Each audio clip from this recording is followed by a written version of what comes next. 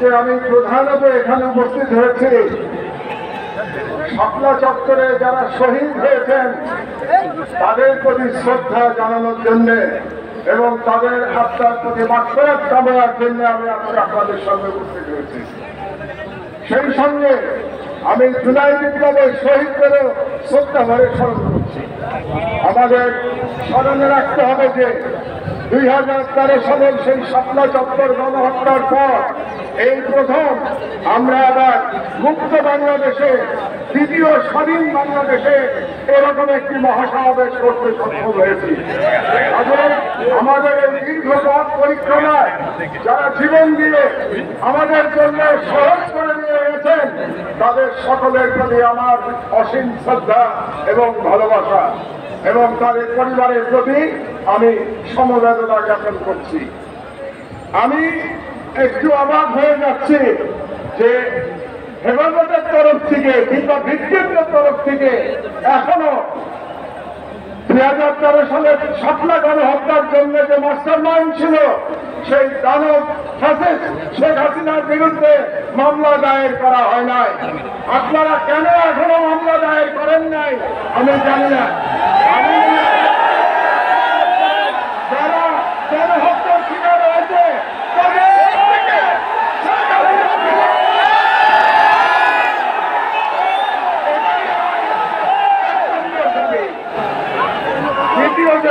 আপনাদেরকে আমি বলতে চাই আমার বক্তব্য দীর্ঘায়িত করবো না।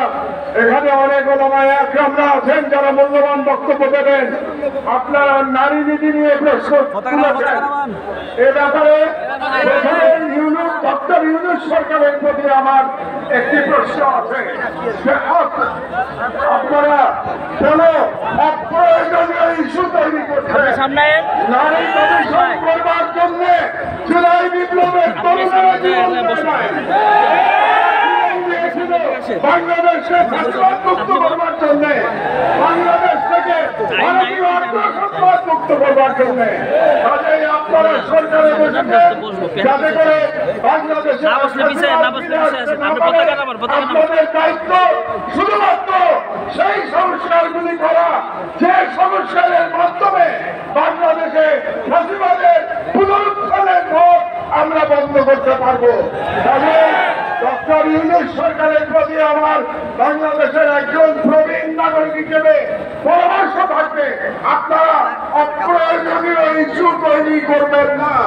এবং আমরা দেখতে পেয়েছি আপনারা অনেকগুলো অপ্রয়োজনীয় সংস্কার কমিশন করেছেন। এই সমস্ত সংস্কার কমিশনের কোনো প্রয়োজন ছিল না। আপনারা রাষ্ট্রের সম্পদ এবং সময় নষ্ট করছেন।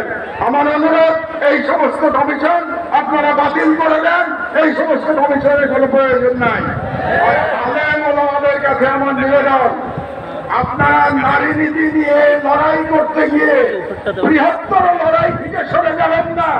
আমাদের বৃহত্তর লড়াই ভারতীয় সাম্রাজ্যবাদের বিরুদ্ধে লড়াই, ইসলামের জন্য আমাদের লড়াই। নারী নীতির মতো একটা ইস্যু দিয়ে আন্দোলন করেন তাহলে আমাদের যে বৃহত্তর আন্দোলন এটা ক্ষতিগ্রস্ত হবে। কাজেই নারী নীতির অবশ্যই আপনারা প্রতিবাদ করবেন, কিন্তু তার মানে এই না যে আমরা মূল লড়াই থেকে সরে যাব। মূল লড়াই থেকে আমাদের সরে যাওয়া যাবে না। এই জন্য আপনাদের কাছে আমার আহ্বান, আপনারা ঐক্যবদ্ধ থাকবেন।